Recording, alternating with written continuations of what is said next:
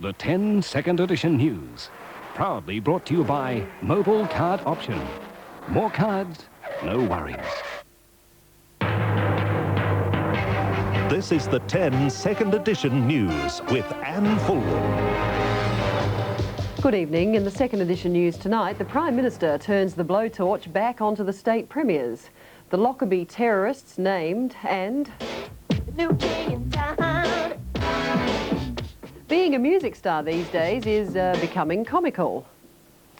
The federal government has turned the jobs debate back onto the states. Deputy Prime Minister Brian Howe says they should do more.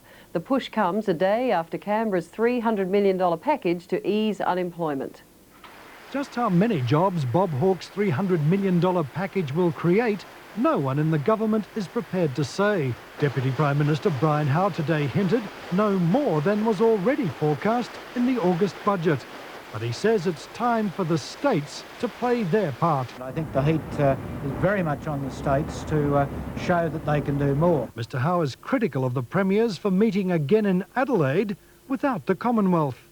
But Bob Hawke is happy with his statement's reception, especially from business. They seem to think we've got it just about right, and I would hope, therefore, that the markets would take a sanguine, even positive view of what we've done. But dealers report a dead market with flat trading. Sure, there's no panic, but neither is there much excitement. Employers say they still need a confidence boost and lower interest rates. We need a bit more stimulation if people are going to regain the lost confidence that they've been suffering from now for far too long. The opposition says jobs can't be created out of thin air for the millions seeking work. Key to getting that almost 1 million figure down is to have a real economic recovery. Fostering recovery will be one of the big claims for the opposition's long-awaited tax package when it's released next week. But unlike the government, the Liberals don't have to deliver until after the next election. Paul Bongiorno, 10 Eyewitness News. The Prime Minister's wife, Hazel, will enter a Sydney hospital at the weekend for exploratory surgery, but there's no indication yet of what's ailing Mrs Hawke. In Sydney, for the launch of a book on the ALP's history, the party's longest-serving Prime Minister offered a barely audible no comment on his wife's mysterious illness. Mrs Hawke, whose last hospital visit was for a much publicised facelift, will enter Sydney's St Vincent's Hospital at the weekend. She's likely to stay for up to 10 days following exploratory surgery, but there's been no official details given.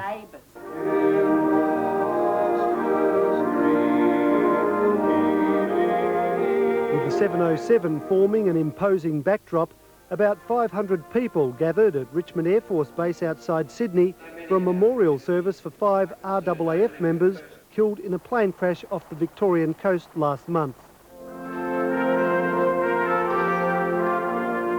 Wives and family were joined by Air Force colleagues in sharing grief over the tragic accident.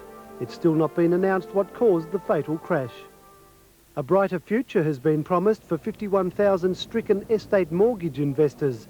A radical restructuring has been announced, which should allow early access to some funds, although there'll be a wait until 1998 for the majority of money. We've taken estate mortgage trusts out of the intensive care ward.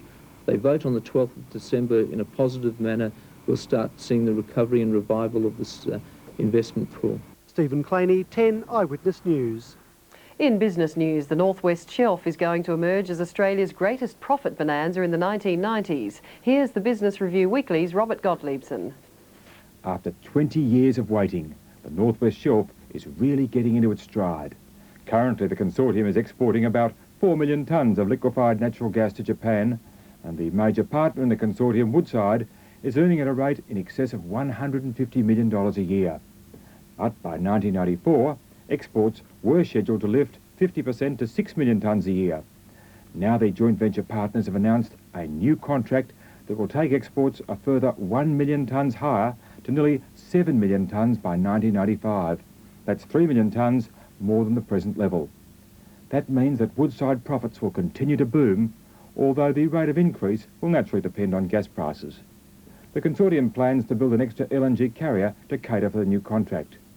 At a time when other commodities are depressed and the government has been banning most new export-driven projects for environmental or Aboriginal reasons, Woodside's contribution to Australia's balance of payments will be very important.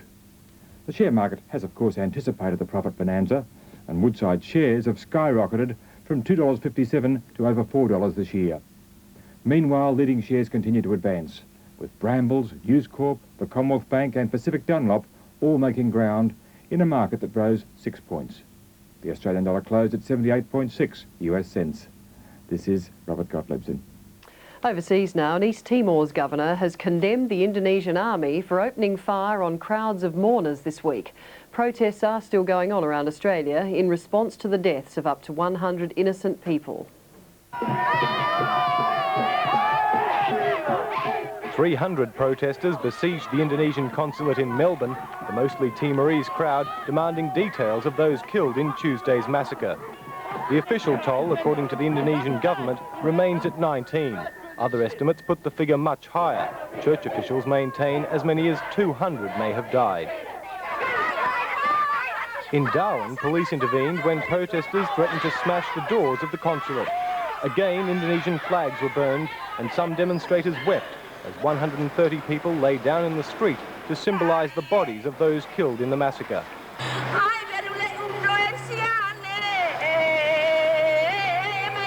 Accounts of the killings given by the Indonesians were hotly contested by one witness today.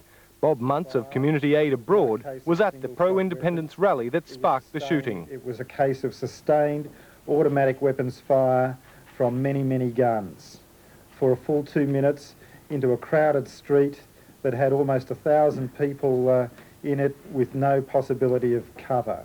Despite the demonstrations, Prime Minister Hawke says he would still make his planned trip to Jakarta if the Indonesian government made good its promise to fully investigate the killings. Then I would think in that situation, if it became apparent that they were doing that I would think that most Australians would think that it would be against the interest of Australia not to visit. Lincoln Howes, 10 Eyewitness News. After the break, the Lockerbie terrorists named, and another postal worker goes berserk in the US. And he was just very upset about something, and he just started shooting at everyone.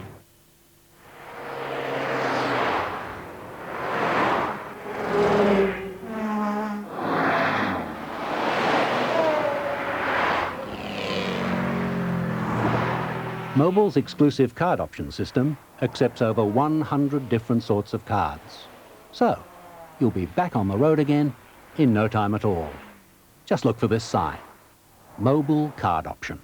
More cards, no worries.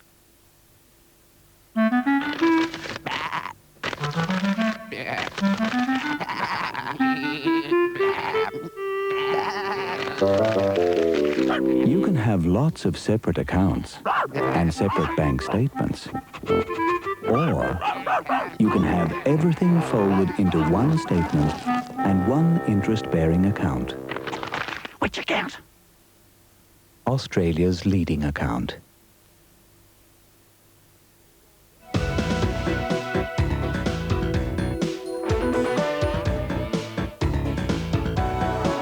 Sharp, compact hi-fi systems. Your house never sounded better. To develop the most advanced four-wheel drive in the world, we tested it in the most rugged country on Earth.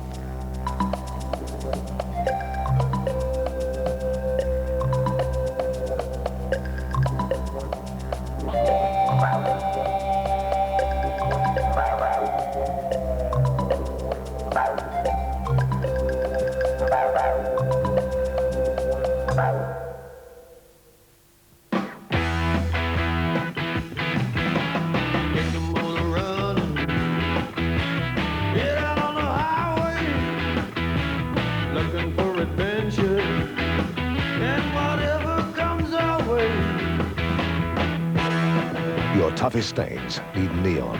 Its protein-activated formula actually breaks down stains. Neon cuts tough stains down to size. Mobil's exclusive card option system accepts over 100 different sorts of cards.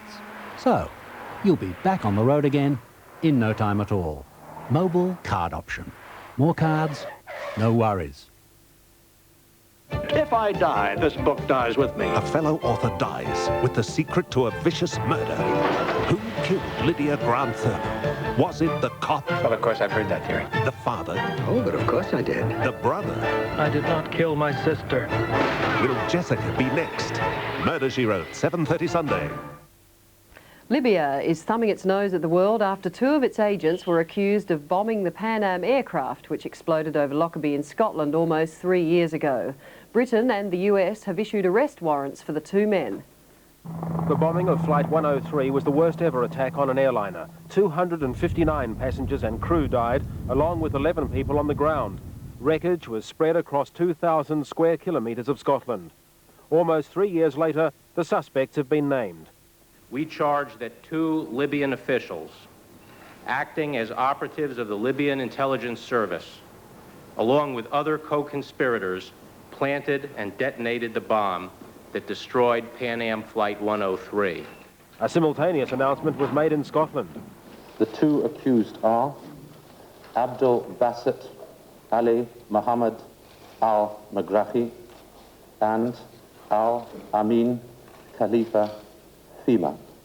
Magrahi, a senior officer of Libyan intelligence. Fima, a Libyan agent and former manager of Libyan Arab Airlines in Malta. The investigators say Magrahi took a suitcase from Tripoli to Malta where a bomb was added consisting of plastic explosive inside a radio cassette player. The suitcase then went on Air Malta to Frankfurt, Germany, and was transferred to Pan Am, first to London, then to Flight 103 for New York. We challenge the American authorities and the British authorities to provide concrete evidence in the court of law. But no one expects Colonel Gaddafi to give the suspects up. It is considered unlikely that they will be arrested in the ordinary, normal way. The Bush administration claims the bombing was authorized by the Gaddafi regime. The Americans say proof that Libya was responsible came when they traced a fragment of an electronic timer to a batch produced by a Swiss company. All 20 timers were sold to the Libyan Intelligence Service. As Libya has no extradition treaty with the accusing nations, the chances of this being proved in a trial appear slim. John Gatfield, 10 Eyewitness News. In the United States, a sacked postal worker has gone on a rampage at a post office, killing 3 people and wounding 10 others before turning the gun on himself. The post office had been open for barely an hour when morning rush hour business was interrupted by the sound of gunshots. People were just running from everywhere, and the employees were jumping from the window. I just felt helpless. Somebody just yelled, get down, and at first I thought it was caps going off. I thought somebody was joking. And I come around the corner and I seen the supervisor laying there on the ground and, with face down, and she had been shot. He looked at me and under the desk and he said, "I don't want you." And he ran out and just started shooting at everybody else. The gunman was identified as 31-year-old Tom McIlvaine, a mailman who had been fired almost a year ago. McIlvaine had yesterday lost an arbitration bid to get his job back, and employees say he had threatened revenge. Threatening the postmaster, the management, if he doesn't get his job back, he was going to come in and do something. He was going to hurt some people. Armed with a .22 caliber semi-automatic rifle, the gunman shot 10 people, killing 3. His carnage complete, the gunman tried to take his own life but failed. He is in critical condition following surgery and is being kept alive on a life support system. Officials say the gunman had a history of violent behavior. He was apparently court-martialed from the US Marines for driving a tank over another soldier's car. This is the 5th shooting incident involving postal workers in 5 years. Andrew Warren, 10 Eyewitness News.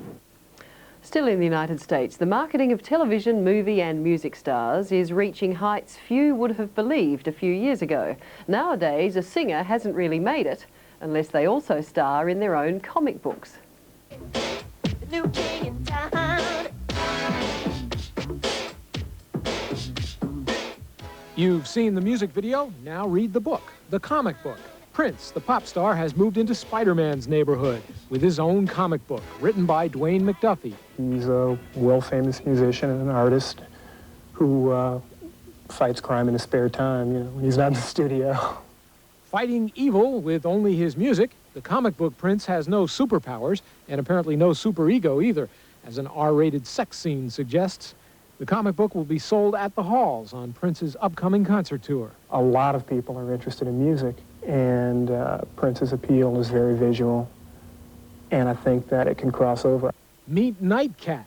She's a symbol of how it's no sure bet, this mix of musicians and comics. Drawn by the same artist as Prince, Nightcat was the creation of Marvel Comics' Stan Lee. Based on a real-life pop singer Jackie Tavares, Nightcat is also a part-time crime fighter. The Grateful Dead have launched a comic book for sale at their concerts. It features less of the band and more of their song lyrics interpreted by comic artists. A publishing arm of Disney will put out the Dead comics in book form as well. As far as comic retailers and collectors are concerned, though, rock and roll and comic books don't necessarily make beautiful music together. In the 70s, there was a Kiss comic, which was extremely popular. But other than that, most of them don't really do that well. In any event, Marvel Comics will try a Kid and Play comic book next month. And the intermingling of cartoons and pop tunes is likely to continue, certainly as long as rock stars continue to occasionally act like cartoons.